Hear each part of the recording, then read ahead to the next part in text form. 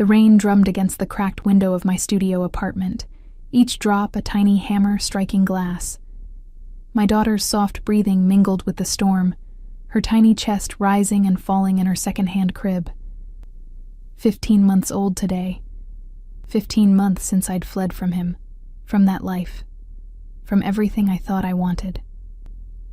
I traced my finger along Lily's cheek, velvet soft and flushed with sleep.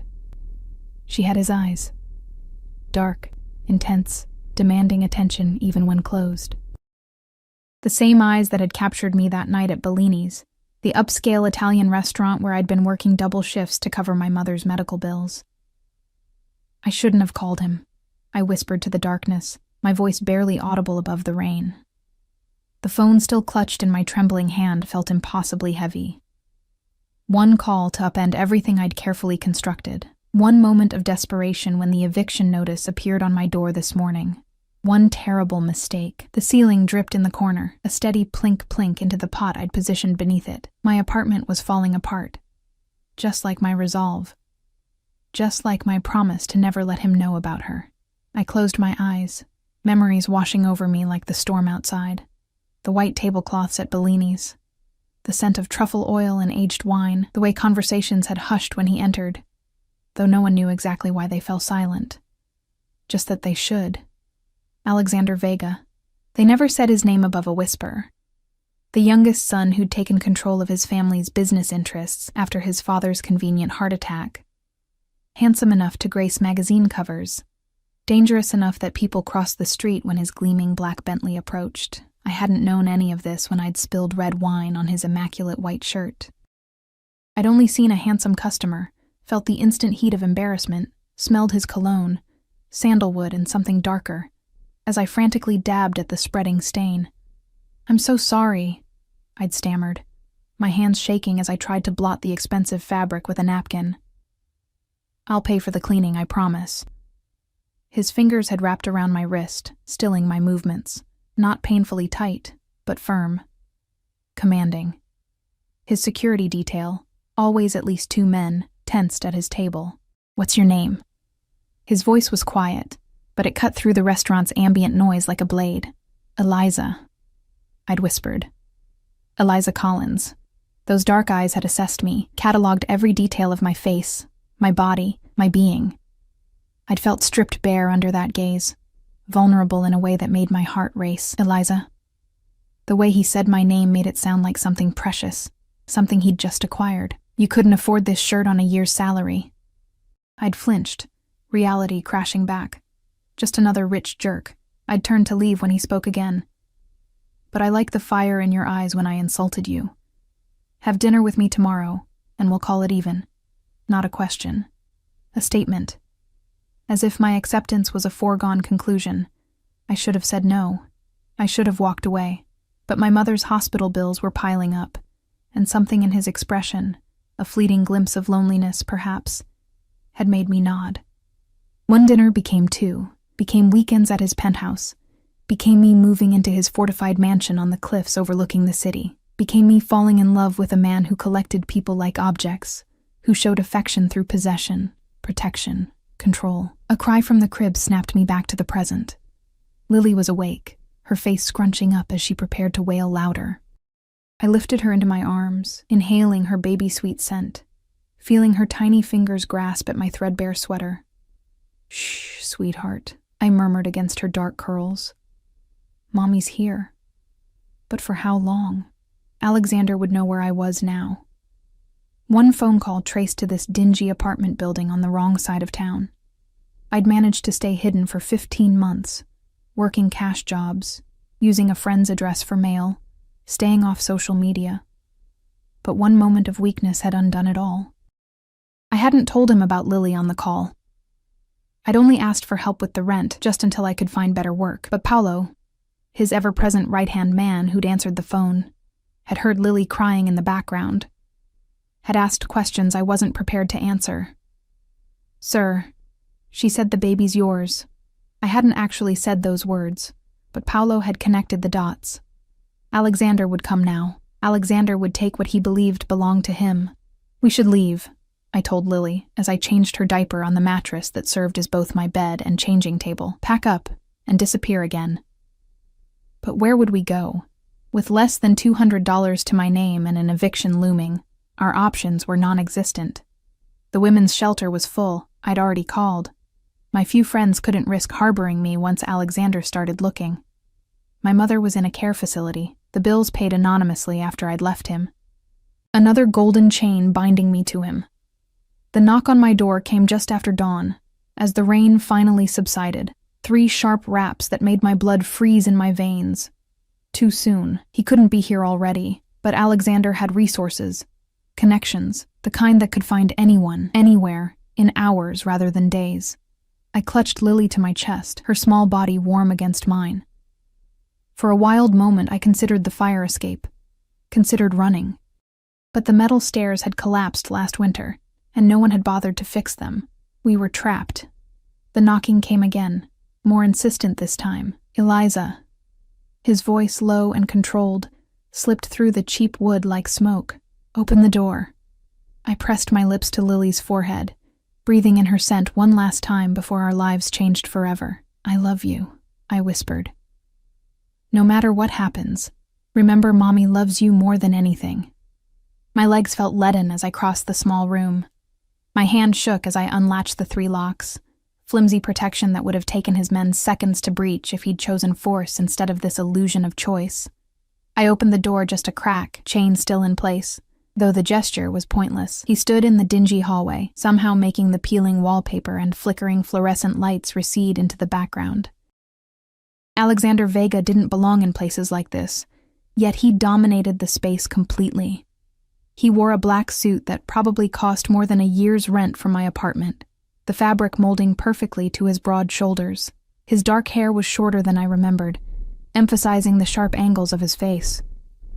But his eyes, those eyes that had haunted my dreams, were exactly the same. Dark pools that gave nothing away while seeing everything. 15 months, 3 weeks, and 2 days, he said quietly, his gaze moving past me to scan my apartment. That's how long you've been gone. He'd counted the days. Something twisted in my chest, fear, longing, despair. Paolo stood behind him, along with another suited man I didn't recognize. Both wore the telltale bulge of shoulder holsters beneath their jackets. Alexander never went anywhere without protection, never left anything he valued unguarded. Let me in, Eliza. Still not a question. Never a question from him. I can't. My voice cracked. Please, just go. The rent money was a mistake. I'll figure something out. His expression hardened.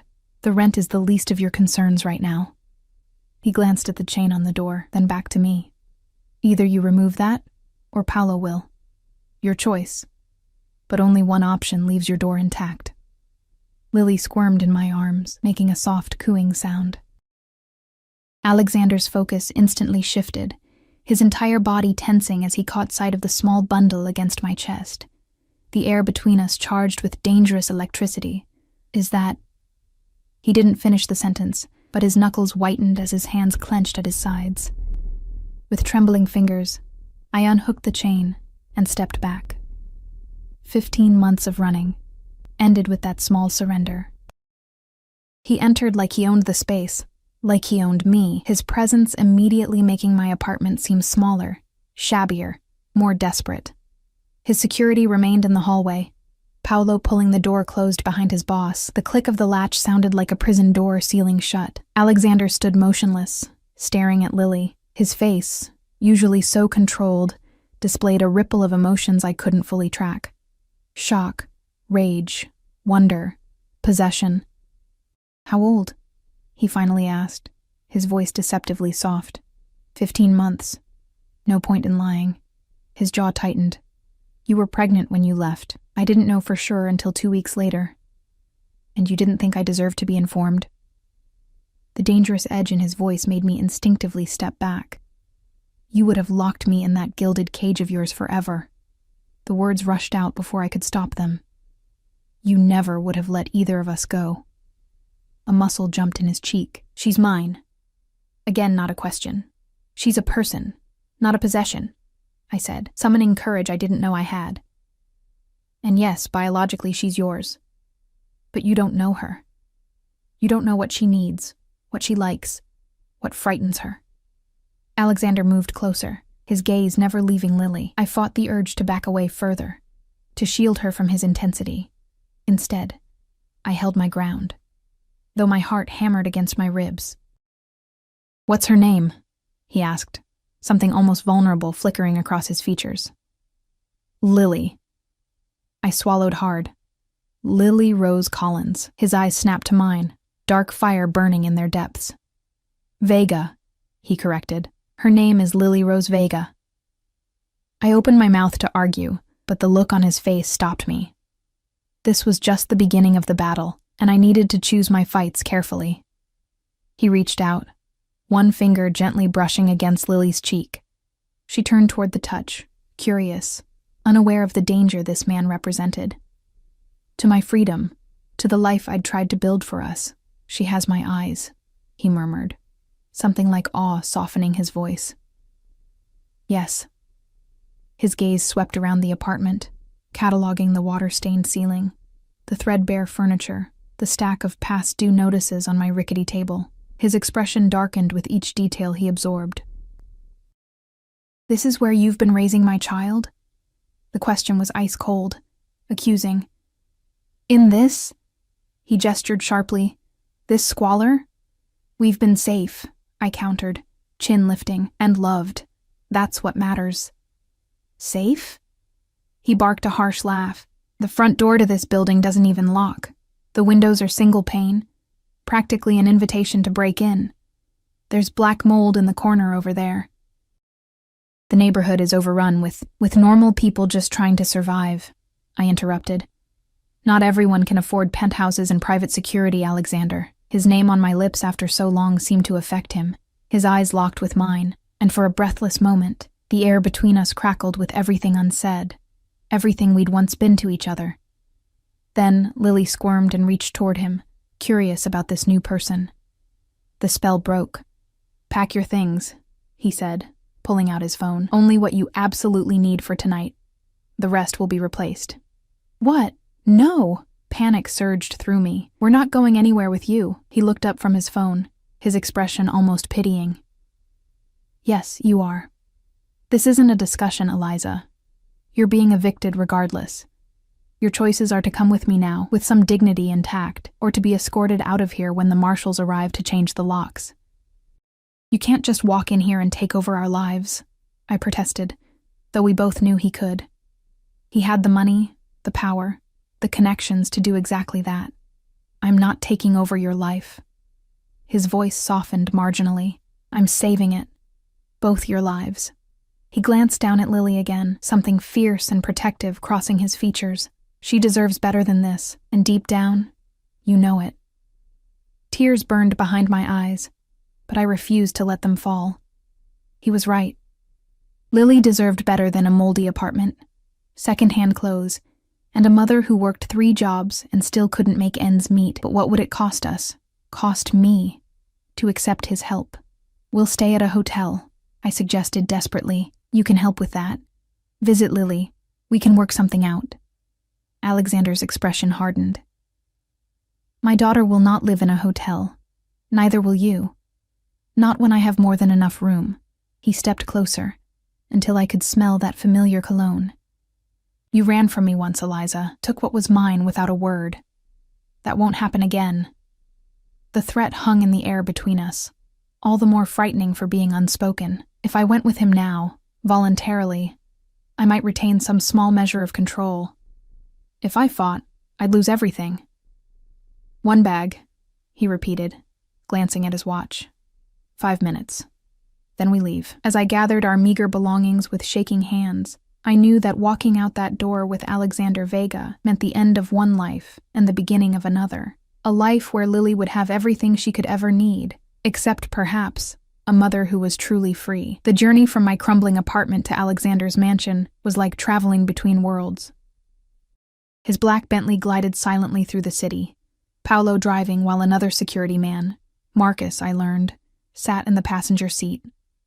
Alexander and I occupied the back, Lily secured in a brand new car seat that had materialized within minutes of his phone call. "You still have the Cliff House," I observed, watching the familiar route unfold outside the tinted windows. Rain beaded on the glass, distorting the city lights into watery smears of color. "Did you expect me to move?" Alexander sat beside me, not touching but close enough that I felt the heat radiating from his body. His gaze kept returning to Lily, who had fallen asleep as soon as the car started moving. "That house has been in my family for generations." What he didn't say, what he didn't need to say, was that the mansion had been strategically built to be defensible, with only one winding road leading up to it, security systems that rivaled government installations, and clear sight lines in all directions. Perfect for a man with his kind of enemies. "I thought maybe you'd sold it after I left. After I betrayed you. After I took your child and disappeared." His expression tightened. "I don't discard valuable things simply because they've temporarily slipped from my grasp." The implication hung heavy in the air between us. I wasn't discarded, just temporarily misplaced. Now, reclaimed. I turned away, focusing on the familiar neighborhoods sliding past. We were leaving behind the struggling areas where I'd made my home, climbing into the hills where houses grew larger and farther apart, where gates and security systems became more prominent. Lily stirred in her sleep, one tiny hand curling into a fist above her blanket. "She looks like you," Alexander said quietly, breaking the silence that had stretched between us. "Around the eyes, she's mine. But her smile, the shape of her face, that's you." Something warm and dangerous flickered in my chest. "She's stubborn," I replied, unable to keep a hint of pride from my voice. "Knows what she wants and won't settle for less." A ghost of a smile touched his lips. "That sounds familiar. She doesn't like strawberries but loves blueberries. She sleeps with a stuffed elephant named Bo. She's afraid of the vacuum cleaner but fascinated by thunderstorms." The words tumbled out, important fragments of our daughter's life that he had missed, that I had kept from him. Guilt twisted through me, sharp and unexpected. Whatever Alexander was, whatever he had done, Lily was his daughter. Had I been wrong to keep them apart?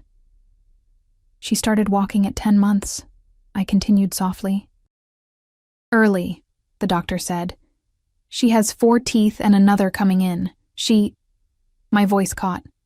"She says mama and up and no.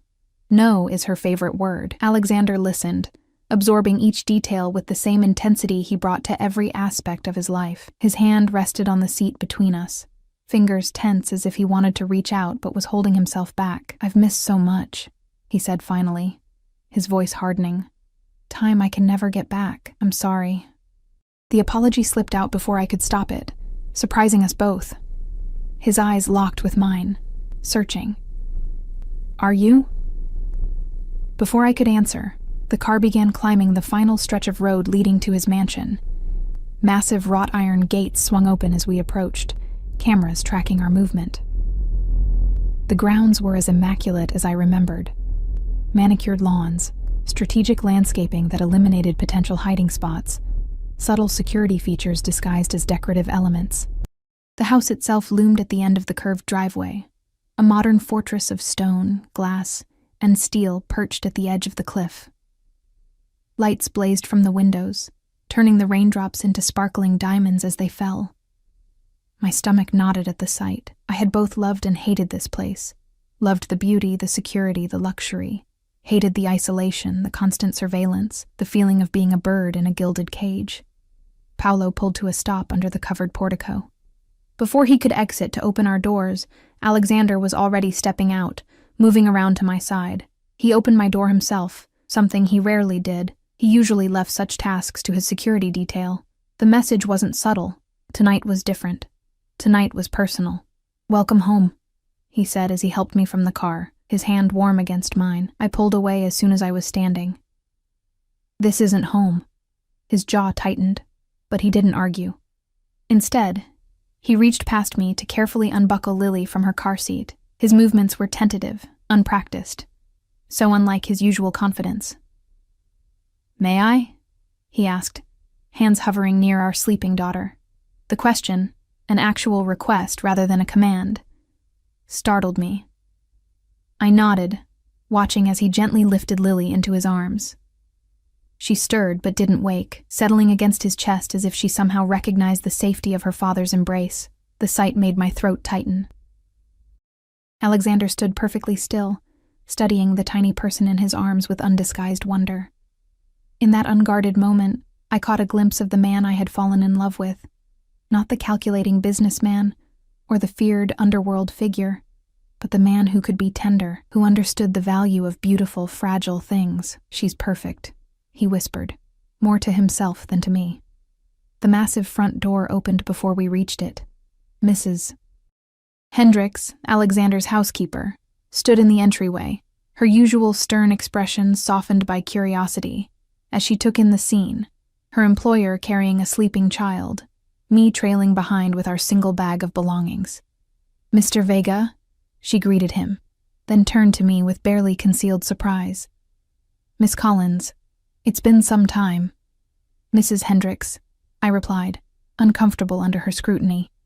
She had never approved of me, viewing me as a temporary distraction for her employer. Now her gaze moved to Lily, eyes widening slightly as she registered the implications. "The blue suite has been prepared, as requested," she informed Alexander, recovering her professional demeanor. "And the adjacent room has been—" She hesitated, glancing at Lily again. "Modified according to your instructions." Alexander nodded. "Thank you. We'll need a light meal sent up, and tea for Miss Collins." He remembered how I'd always preferred tea to coffee, especially in the evening.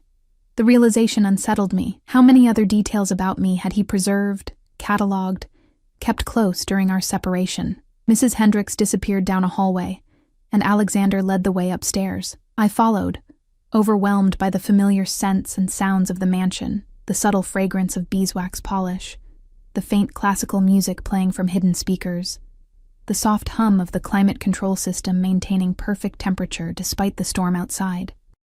The blue suite was on the east wing's second floor, far from Alexander's master suite at the opposite end of the house. This small mercy allowed me to breathe a little easier. At least he wasn't assuming we would immediately return to sharing a bedroom. He pushed open the door to reveal a spacious sitting room decorated in shades of blue and cream. A fire crackled in the marble fireplace, casting dancing shadows on the walls. Through an archway, I glimpsed the bedroom with its enormous four-poster bed draped in blue silk.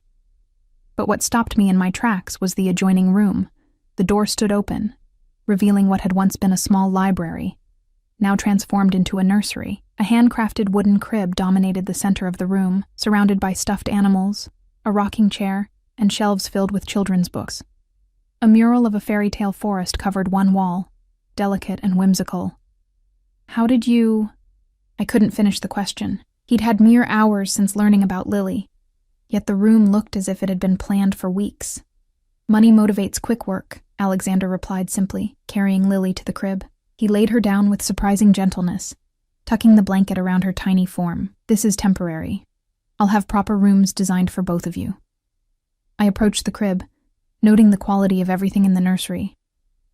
The mobile hanging above was hand-painted, the stuffed animals organic cotton, the books first editions of classic children's tales, nothing but the best for a Vega heir.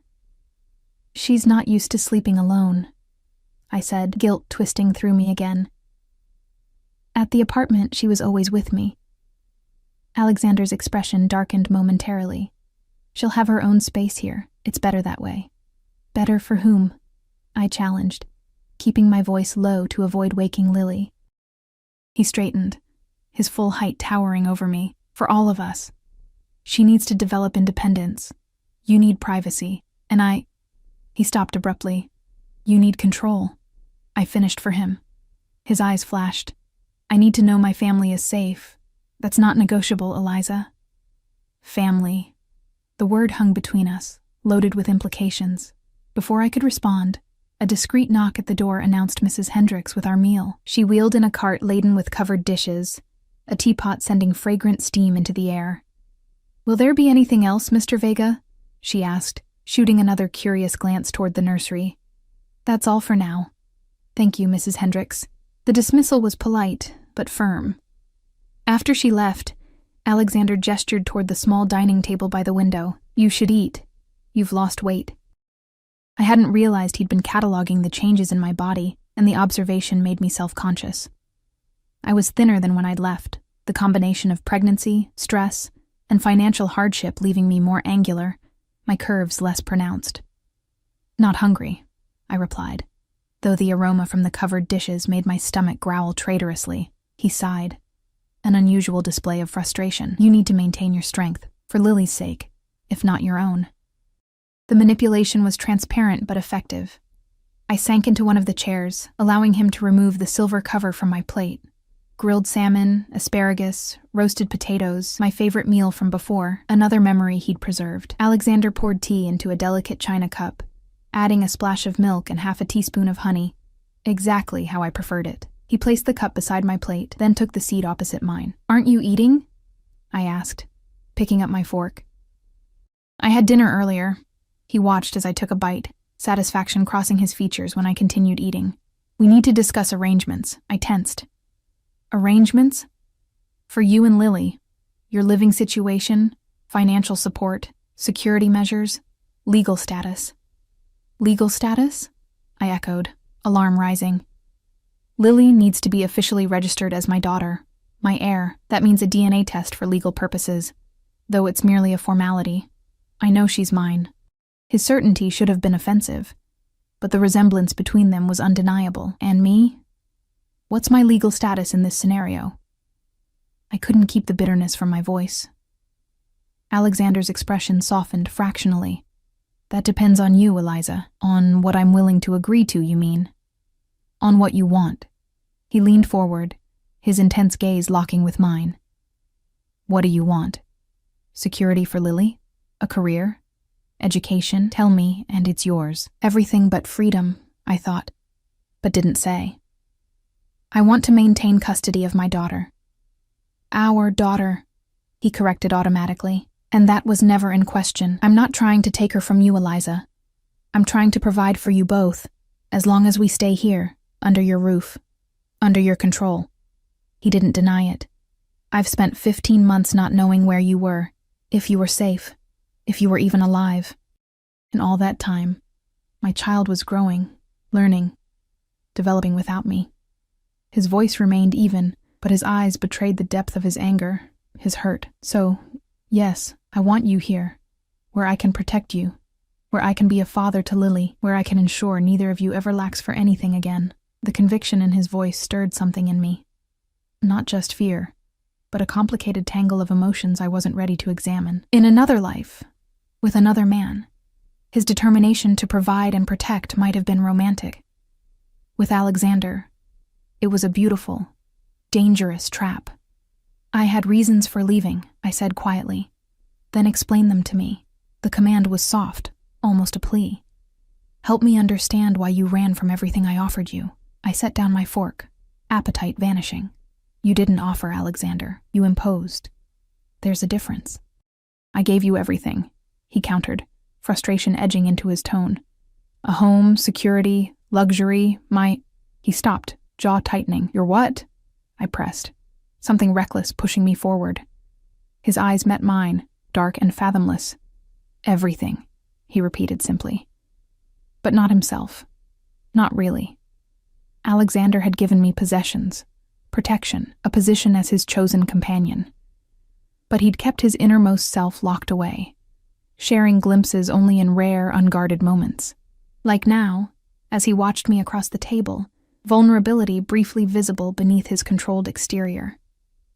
A cry from the nursery broke the tension. Lily was awake, her voice rising in confusion at the unfamiliar surroundings. I stood immediately, but Alexander was faster, already moving toward the doorway. "I'll get her," I said quickly, alarmed by his eagerness. "We'll both go." Not a command this time, but not quite a request either. Together we entered the nursery. Lily stood in the crib, tears streaking her chubby cheeks, hands gripping the railing. She spotted me and reached out, crying, "Mama," with desperate need. I lifted her, murmuring soothing words against her hair. She clung to me, hiccuping sobs gradually subsiding as I rocked her. Over her head I met Alexander's gaze, finding it fixed on us with naked longing. "She's afraid," I explained unnecessarily. New place, new sounds. He nodded, then tentatively reached out to stroke Lily's back. She turned at the touch, regarding him with wet, curious eyes. His eyes, studying him with the same intensity he studied her. "Hello, Lily," he said softly, his voice gentler than I'd ever heard it. "I'm your father." She blinked at him, then reached out one small hand toward his face. Alexander remained perfectly still as she patted his cheek, exploring. Something shifted in his expression, a softening, a breaking open, that made my heart twist painfully in my chest. In that moment, watching Alexander meet his daughter properly for the first time, I realized the magnitude of what I'd done in keeping them apart. Whatever my reasons, whatever my fears, I'd deprived them both of this connection. The knowledge settled like a stone in my stomach, heavy with implications. Lily's hand moved to the silver chain around Alexander's neck, the one he never removed, with the small medallion of Saint Michael, patron saint of protection. She tugged, fascinated by the glint of metal. "Careful, little one," he murmured, gently removing her fingers. "That's very special to me. Perhaps someday it will be yours." The tenderness in his voice, in his careful handling of her tiny fingers, revealed a side of Alexander few ever glimpsed. This was the man I'd fallen for. The one who existed beneath the power, the control, the dangerous reputation. The man who could love fiercely, protect relentlessly. The man who could become even more dangerous with something so precious to protect. Morning light streamed through the tall windows, turning dust motes into floating gold. I woke disoriented, the silken sheets and plush mattress foreign after months of sleeping on a threadbare futon. For a moment, panic seized me. Where was Lily? Then I heard her delighted giggle from the nursery, followed by a deeper masculine murmur. "Alexander." I slipped from bed, pulling on the robe someone had laid out for me. Silk, in a shade of blue that matched my eyes. My feet were silent on the thick carpet as I approached the nursery doorway, pausing just outside to observe unseen. Alexander sat cross-legged on the floor, his usual impeccable suit replaced by dark jeans and a simple black sweater. The transformation was striking, less the untouchable crime lord, more the young father he was about to become in Lily's life. She sat opposite him, chubby legs splayed, completely absorbed in the wooden blocks they were stacking together. "That's it," he encouraged as she placed another block precariously atop their tower. "Careful now." His voice held none of the sharp command he used with his employees, none of the calculated charm he employed in business dealings. This voice was genuine, gentle, reserved for his daughter alone. The tower wobbled, then collapsed. Lily's face scrunched up in disappointment. But before tears could form, Alexander laughed. A real laugh, warm and unrestrained. "That's how we learn, little one," he told her, gathering the blocks again. "We build. It falls. We build again. Stronger next time." Something in his words, in the tenderness of his expression, made my throat tighten. This was Alexander, stripped of pretense, of calculation. This was the man I'd glimpsed in rare, unguarded moments during our time together. The man I'd begun to love before fear drove me away. I must have made some small sound, because he looked up, dark eyes finding mine immediately. The vulnerability in his expression vanished, replaced by his usual careful control, though not completely. "Good morning," he said, rising smoothly to his feet. "We've been letting you sleep." Lily spotted me and crawled over with surprising speed, arms raised in her universal signal to be picked up. "Mama!" I lifted her, breathing in her baby scent, now mingled with the subtle fragrance of what was clearly an expensive baby shampoo. "You've bathed her," I observed, noting her clean curls and the fresh clothes she wore. A beautiful pale yellow dress I'd never seen before, with matching socks. "She had breakfast first," Alexander replied, as if anticipating criticism.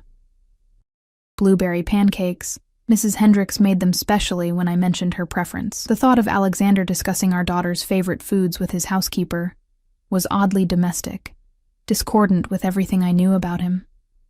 He moved closer, reaching out to straighten the little bow on Lily's dress. "I hope you don't mind the new clothes," he said, voice carefully neutral. "I had some things delivered last night." Her others were... He trailed off, but I knew what he wasn't saying. Her others were secondhand, worn, unworthy of a Vega.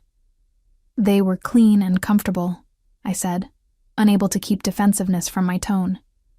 That's what matters to a baby, of course. He stepped back, hands sliding into his pockets. But there's no harm in having both quality and comfort. I couldn't argue with that, especially when Lily looked so content. She wriggled in my arms, reaching toward the blocks again. She's been building for nearly an hour, Alexander told me, pride evident in his voice. She's remarkably focused for her age. She always has been, I agreed, setting her down near the blocks. Even as a tiny baby, she'd stare at things forever, like she was trying to understand how they worked. Like her father, he said quietly. Our eyes met over Lily's head, acknowledgement passing between us. Yes, she had inherited more than just his eyes. She had his intensity, his determination, his fierce concentration. What else of him lived in her? What parts of his nature would emerge as she grew? The thought was both fascinating and terrifying. There are clothes for you as well, Alexander said, breaking the moment. In the closet, and toiletries in the bathroom. If anything doesn't fit or isn't to your taste, Mrs. Hendricks can arrange alternatives. The casual mention of new wardrobes and endless alternatives reminded me sharply of the disparity in our situations. Alexander could summon designer clothes overnight with a phone call. I had been debating whether to pay the electric bill or buy new shoes for Lily's growing feet. Thank you, I said stiffly, but I don't need new clothes. His eyes flicked over my body, taking in the worn t-shirt and leggings I'd slept in. As you wish. But they're there if you change your mind. Lily abandoned her blocks and crawled to Alexander, tugging at his pant leg. Without hesitation, he lifted her into his arms, and she immediately reached for the chain around his neck again. This time, he let her hold the medallion, watching her examine it with a softness in his eyes that made my heart twist. She likes shiny things, I said, to fill the silence. She has good taste. The corner of his mouth lifted in a half-smile. This was my grandfather's. He gave it to me when I was 10, told me St. Michael would protect me from my enemies. Has he?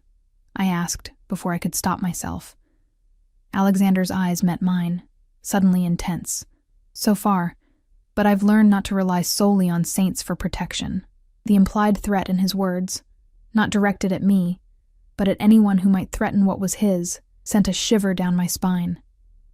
I was reminded forcefully of who he was, what he did, the blood on his hands. Lily patted his cheek, oblivious to the darkness of her father's world, drawing his attention back to her. The transformation was immediate, his expression softening, the danger receding behind genuine affection. I've cleared my schedule for today, he said, bouncing Lily gently in his arms. I thought we might spend it together, the three of us. Playing happy families? I couldn't keep the bitterness from my voice. His jaw tightened, getting to know my daughter and discussing our future. Our future. Not my future. Our future. As if it were already decided, already mapped out in his mind. Knowing Alexander, it probably was. I need to take a shower, I said, rather than engage with that loaded statement. Can you watch her for a few minutes? Of course. He seemed almost offended that I'd asked. Take your time. The bathroom attached to the blue suite was larger than my entire apartment had been, with marble surfaces, a rainfall shower, and a soaking tub big enough for two. The luxury that had once seemed normal now felt obscene after 15 months of struggling to survive. I showered quickly, wrapping myself in a fluffy towel afterward. Despite my resistance, curiosity drew me to the closet. I opened it to find rows of clothing in my size, dresses, jeans, blouses, even lingerie still in designer packaging, all in the colors and styles I'd favored before leaving. Alexander had remembered everything. The thoughtfulness of it, or the obsessiveness, depending on how you looked at it, was unsettling. Had he always expected me to return? Or had he maintained this collection like a shrine to what he'd lost? I chose jeans and a simple blouse, ignoring the designer labels. As I dressed, I caught sight of myself in the full-length mirror. The woman staring back looked both familiar and strange, clean, well-rested, draped in expensive fabric. but with eyes hardened by struggle, by fear, by survival. When I returned to the nursery, I found it empty. A momentary panic seized me until I heard voices from downstairs. I followed the sound to the mansion's sunroom, a glass-enclosed space overlooking the cliff and the ocean beyond. Alexander sat at a table laden with breakfast foods, Lily secured in a brand-new high chair beside him. "Just in time," he said, looking up as I entered. "Coffee?" "Tea, please." I took the seat opposite him, trying to ignore how normal this felt. Breakfast with Alexander, morning sunshine, the spectacular view. He poured tea from a silver pot, adding milk and honey without asking. I thought we'd eat, then perhaps walk in the gardens. Lily might enjoy the koi pond. The casual domesticity of his plans was jarring, as if we were any normal family planning a Sunday together. But the security detail visible through the windows, patrolling the grounds with subtle vigilance, served as a stark reminder of our reality. "Alexander," I began, setting down my cup. "We need to be clear about something. This arrangement, me being here with Lily, it's temporary, until I can find another place, get back on my feet." His expression hardened fractionally. "Is that what you want? To go back to struggling alone? To deprive Lily of stability? Of her birthright? Her birthright comes with strings attached. Dangerous strings. I can protect her, better than anyone." His certainty was absolute, better than you could alone. The truth of his words stung. At what cost? There doesn't have to be a cost, Eliza. He leaned forward, dark eyes intent on mine. "Not for you and Lily. Stay. Let me provide for you both. Let me be her father. While living under your control," I added softly. "Under my protection," he corrected. "There's a difference." "Is there?" When I left before, I stopped, aware of Lily watching us with curious eyes, absorbing our tones if not our words. Alexander's expression softened as he followed my gaze to our daughter. "Perhaps this conversation should continue later," he agreed. "For now, let's give Lily what she deserves, both her parents together, without tension between them." He was right, though it pained me to admit it. Lily deserved a peaceful day, free from the complications of her parents' relationship. I nodded my agreement, turning my attention to the breakfast spread. We spent the morning in the gardens, Alexander carrying Lily from one wonder to another, the koi pond where orange and white fish swirled in crystalline water, the rose garden with blooms as big as Lily's fist, the small orchard of apple and pear trees. Security men maintained a discreet distance, visible at the periphery of my vision, but never intruding on our strange family tableau. Alexander was different outdoors, more relaxed, less guarded. He pointed out butterflies to Lily, named birds for her, let her touch the rough bark of ancient trees. He seemed determined to give her the entire world, one sensory experience at a time. "She's fascinated by nature," he observed as Lily reached for a fallen maple leaf, turning it over in her tiny fingers. "She loves the park," I said, memories washing over me. "Near our apartment, there's a small playground. I'd take her every morning, let her watch the birds and feel the grass. It was the highlight of her day." Alexander was quiet for a moment. "This property has 18 acres, room for as many playgrounds as she could want, room to run, to explore, room to grow up safe." The offer hung in the air between us, not just of material comforts, but of space, freedom, nature, all within his protected domain.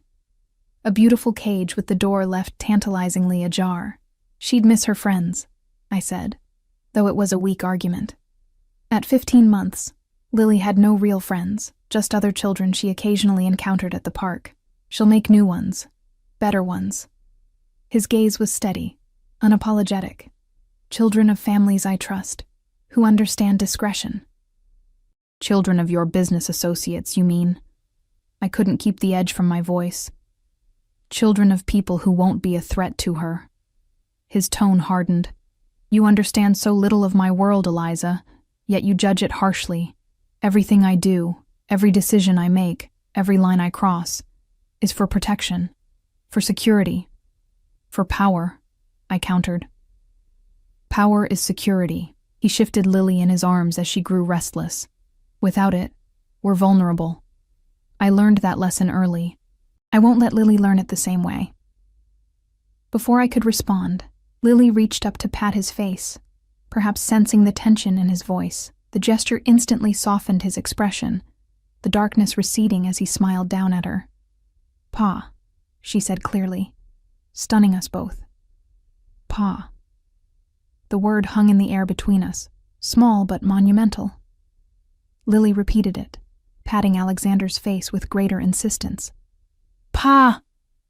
I froze, watching emotions cascade across Alexander's normally controlled features. Surprise, wonder, fierce joy. He held Lily closer, his eyes suspiciously bright as he looked from her to me. "Is that—" He couldn't seem to finish the question. Her first time saying it, I confirmed softly. "She knows Mama, and a few other words, but never Papa or anything like it until now." Something shifted in Alexander's expression. A softening, a breaking open I'd rarely witnessed. He pressed his lips to Lily's forehead, eyes closing briefly. When he looked at me again, the naked vulnerability in his gaze made my heart twist painfully. "Thank you," he said simply. I didn't ask what he was thanking me for. For Lily? For not denying him this moment? For the 15 months I'd spent raising his daughter alone? Or for finally bringing her back to him? It didn't matter. The gratitude in his voice was genuine, stripping away the layers of power and control that usually defined him. In that moment, he wasn't Alexander Vega, feared leader of a criminal empire. He was just a father, hearing his child call for him for the first time. "She's smart," I said, to fill the charged silence. "Picks up words quickly, like her mother." His voice was gentle, almost reverent. "You always had a way with words." The first time we spoke, when you apologized for spilling wine on me, you were terrified, but eloquent. The memory washed over me, the crowded restaurant, my shaking hands, his dark, assessing gaze. "I thought you were going to have me fired." His mouth quirked. "I considered it, for about 3 seconds. Then I looked into your eyes and saw something."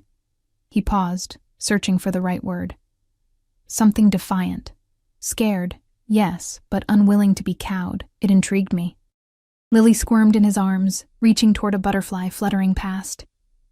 Alexander carefully turned so she could watch it land on a nearby flower.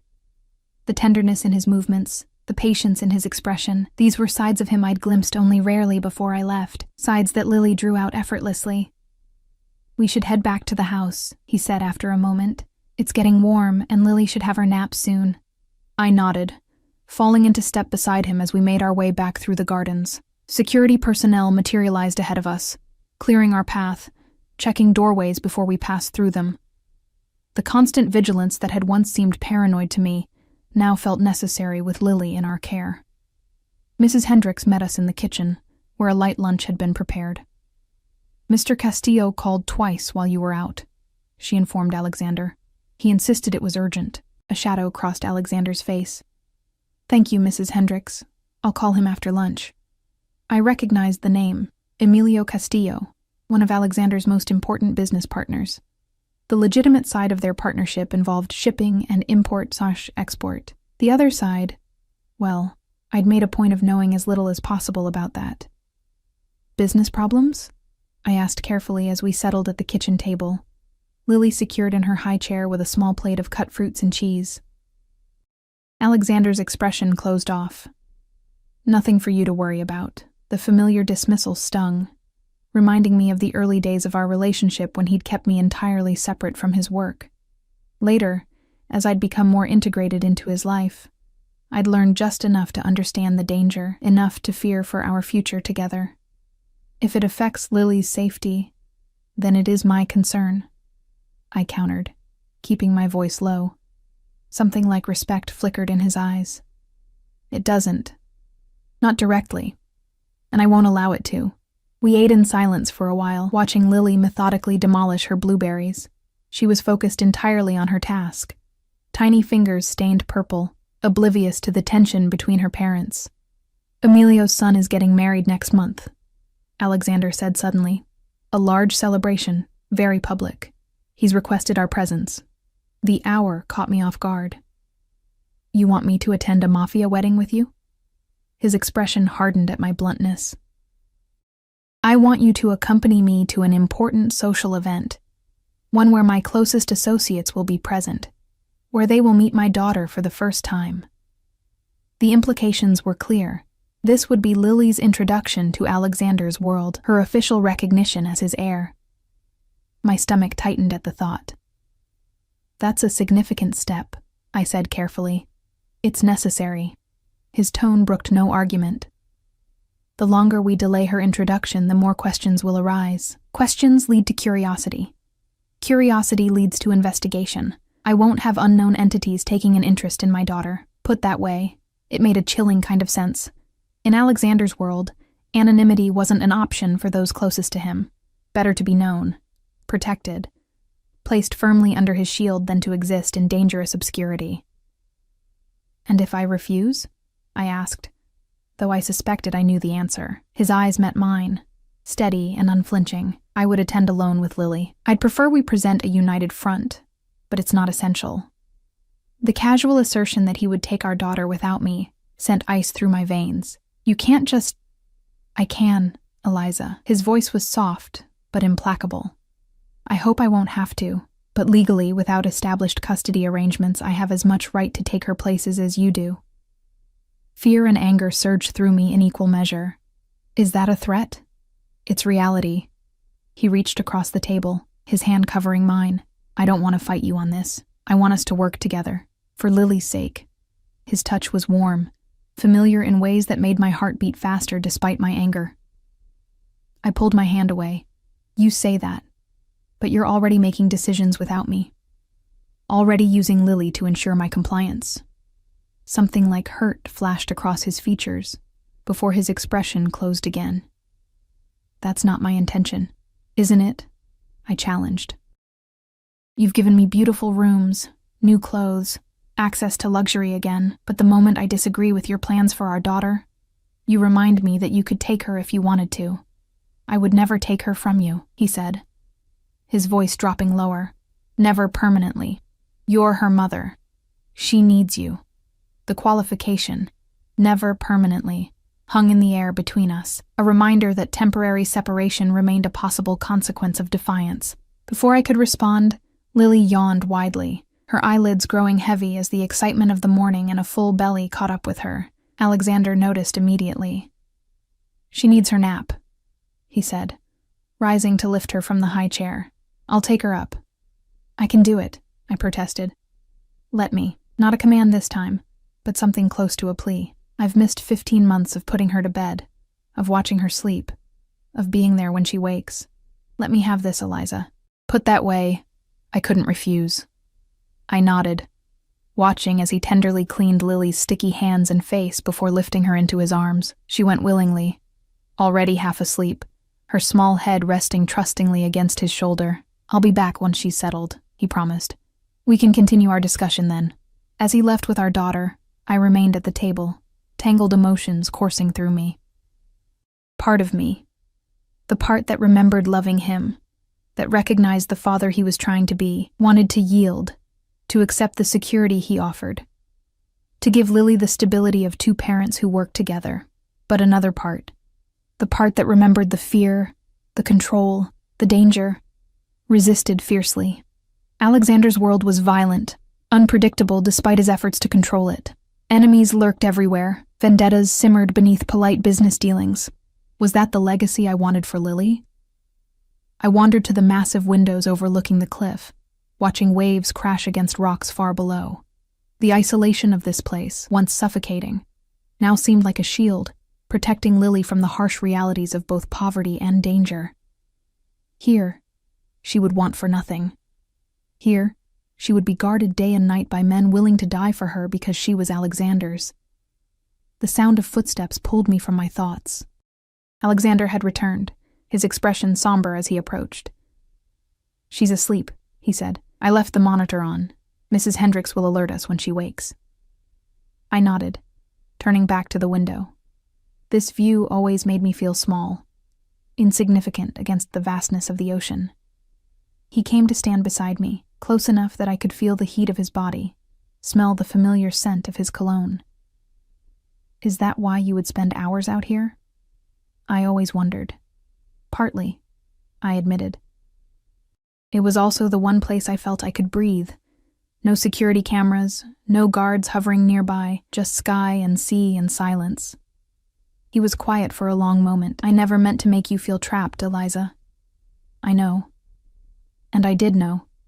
That was the tragedy of it. Alexander's need for control, for security, wasn't malicious. It stemmed from love, from fear of loss, but the result was the same. But good intentions don't change the reality. What reality is that? He asked softly. I turned to face him fully. That loving you comes at the cost of freedom. That being with you means accepting your world, your rules, your enemies as our own. Something vulnerable flickered in his dark eyes. Is that really so different from any relationship? Don't all partnerships require compromise, acceptance of the other's world? Most partnerships don't include armed guards and rival families who might want to kidnap your child for leverage, I pointed out. No, he conceded. But most don't include the level of protection, provision, and privilege I can offer either. Is that what you think I left over? Wanting more luxury? His jaw tightened. I think you left because you were afraid. Of me. Of my world. Of how deeply you were beginning to care despite that fear. The accuracy of his assessment stole my breath. You make it sound simple. It is simple. He moved closer, one hand coming up to brush a strand of hair from my face. The gentle touch sent electricity skittering across my skin. You were afraid, so you ran. With my child. Now you're back, and we have a chance to do things differently, to find a balance that works for both of us. For all three of us. And if that balance doesn't exist? I whispered. His fingers lingered at my cheek. It exists. We just have to be willing to work for it. Together. The warmth of his touch, the intensity of his gaze, the sincerity in his voice, all combined to create a gravity I found hard to resist. This close, I could see the faint lines at the corners of his eyes, new since I'd left. Signs of stress, of sleepless nights, perhaps of grief. When I found out I was pregnant, I said softly. My first thought was happiness, not fear, not doubt. Just joy at the idea of having your child, of creating something permanent between us. Surprise and something deeper flickered across his features. You never told me that. By the time I knew for certain, I was already gone, already convinced I'd made the right choice in leaving. And now? His voice dropped lower. Do you still believe it was right? I stepped back, breaking the dangerous intimacy between us. I don't know. Seeing you with Lily, watching how you are with her, I shook my head. It complicates things. Complications can be navigated, he said. If we're both willing to try. Before I could respond, the baby monitor crackled with Lily's fretful cry. She'd woken early from her nap, perhaps disturbed by the unfamiliar surroundings. I'll get her, I said quickly, relieved for the interruption. Alexander nodded, letting me go. Take your time. When you're ready, I thought we might swim. The indoor pool is heated, and I had infant swimming gear delivered this morning. Of course he had. Alexander's efficiency in providing for his newly discovered daughter was both impressive and overwhelming. I nodded my acknowledgement before hurrying upstairs, eager for the simple clarity of comforting my child. Lily was standing in her crib, tears streaking her cheeks, arms reaching up as soon as she saw me. Mama, she hiccuped, the distress in her voice tearing at my heart. I'm here, sweet girl, I murmured, lifting her into my arms. Mama's here. She clung to me, her small body gradually relaxing as I rocked her, humming softly.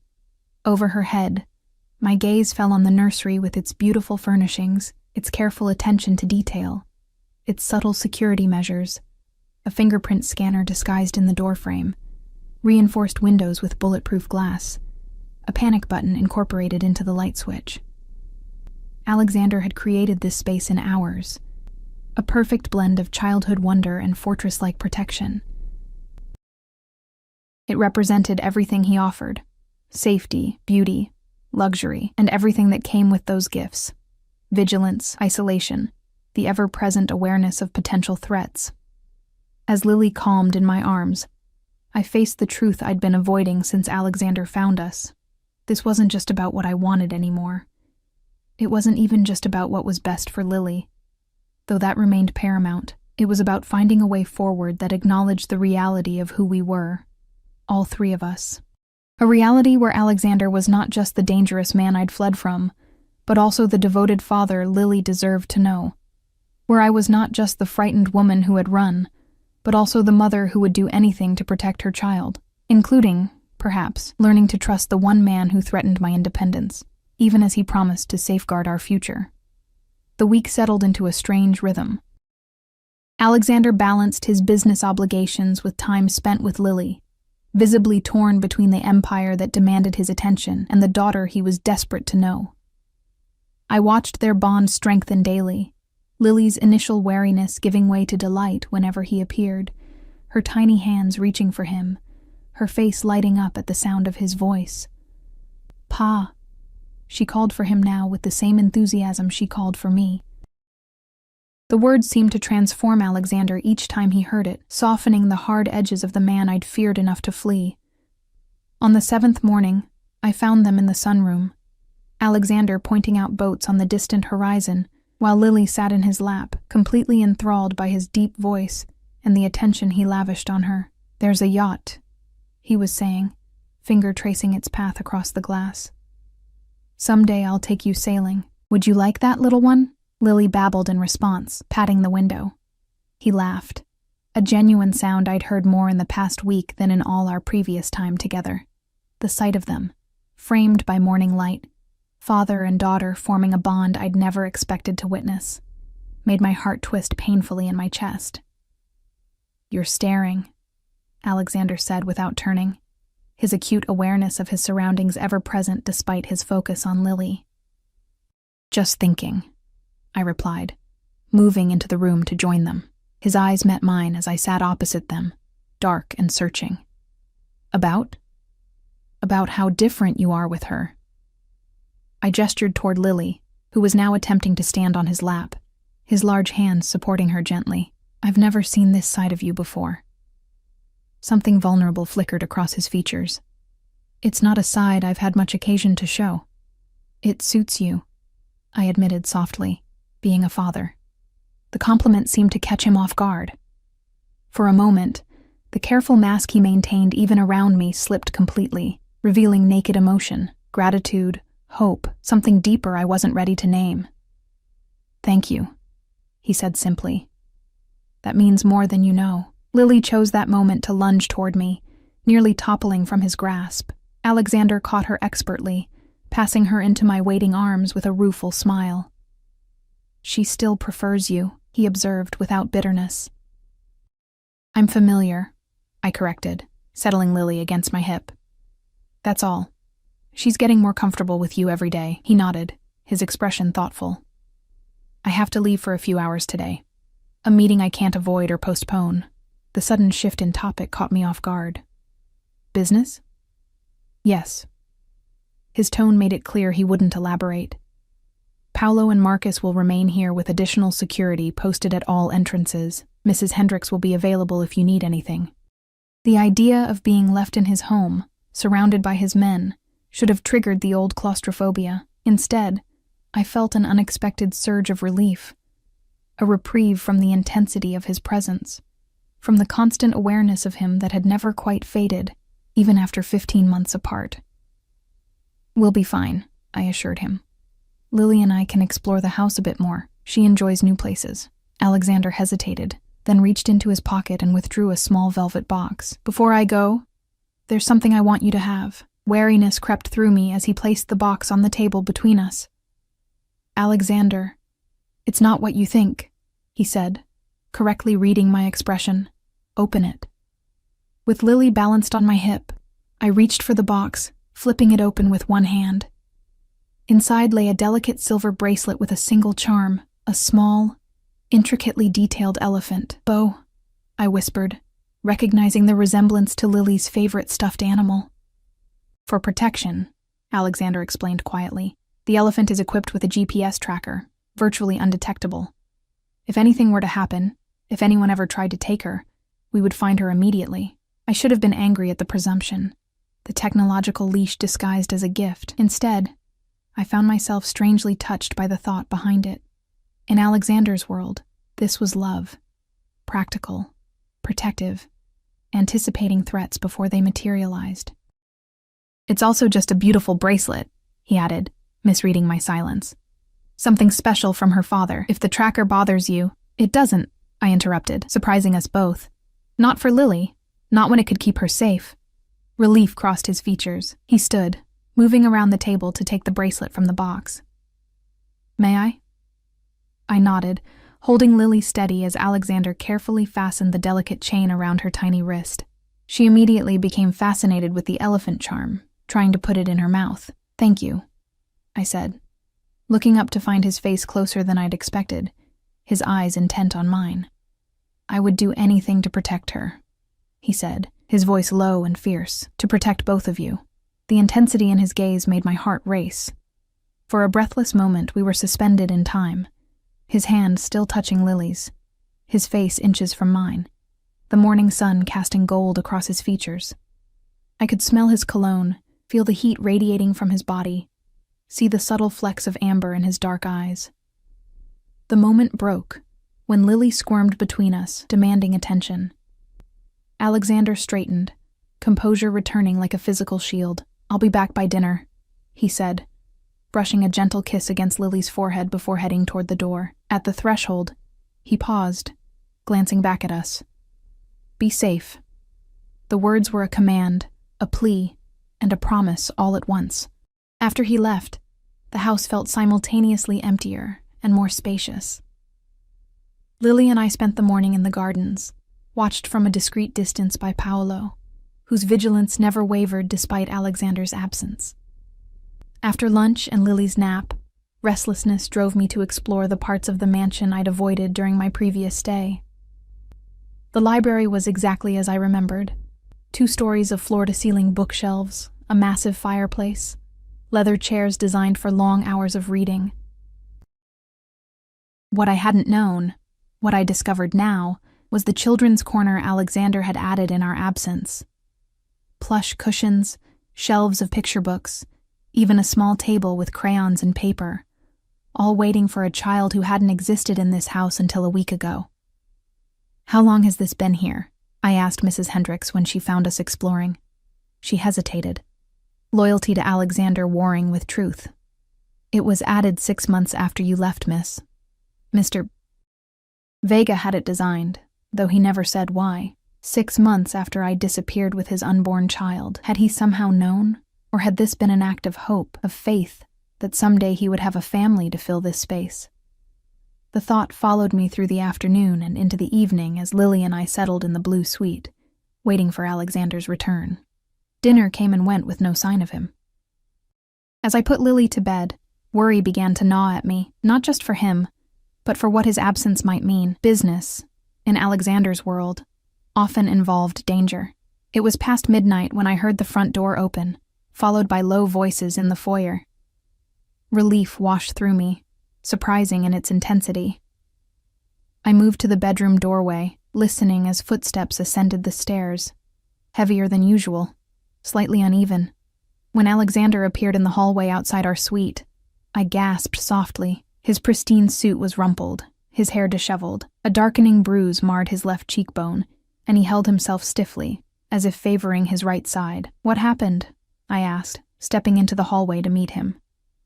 He straightened at the sight of me, attempting to mask his discomfort. "A disagreement. Nothing serious." "You're hurt," I insisted, reaching toward his face before catching myself, hand hovering awkwardly between us. Something flickered in his eyes, surprise, vulnerability, longing. "It looks worse than it is. Let me help," I said, the words emerging before I could question them. "Please." He hesitated, then nodded, allowing me to guide him into the blue suite. In the bathroom, I found a first aid kit, comprehensive, hospital grade, and returned to find him seated on the edge of my bed, jacket removed, tie loosened. "Lily?" he asked as I set the kit beside him. "Asleep," I assured him, dampening a cloth with warm water. She went down easily tonight. His eyes followed my movements as I approached. You don't have to do this, Eliza. I know. I stepped between his knees, gently pressing the cloth to his cheekbone. He flinched slightly, then held still. But I want to. The admission hung in the air between us as I carefully cleaned the cut on his face. This close, I could see the fatigue in his eyes, the tension in his shoulders, the way he controlled his breathing to mask pain. Ribs? I asked quietly. A small nod. Bruised. Not broken. My hand moved from his face to the buttons of his shirt before I could overthink the gesture. He remained motionless as I unfastened them, revealing the tanned skin beneath, marred by an angry purple bruise spreading across his right side. Alexander, I breathed, fingers hovering above the injury. This isn't nothing. It's the cost of doing business, he replied, his voice rougher than before. The cost of keeping what's mine safe. The implication was clear. Whatever had happened tonight had been in service to his empire, his family, his control. His protection extended to Lily and me, but at a price paid in blood, sometimes his own. I pressed a cold compress gently against his ribs, aware of his sharp intake of breath, the heat of his skin beneath my fingers. We'd been in this position before, during our time together, me tending his wounds, him accepting care he would allow from no one else. You should have called, I said softly. Let me know you'd be late.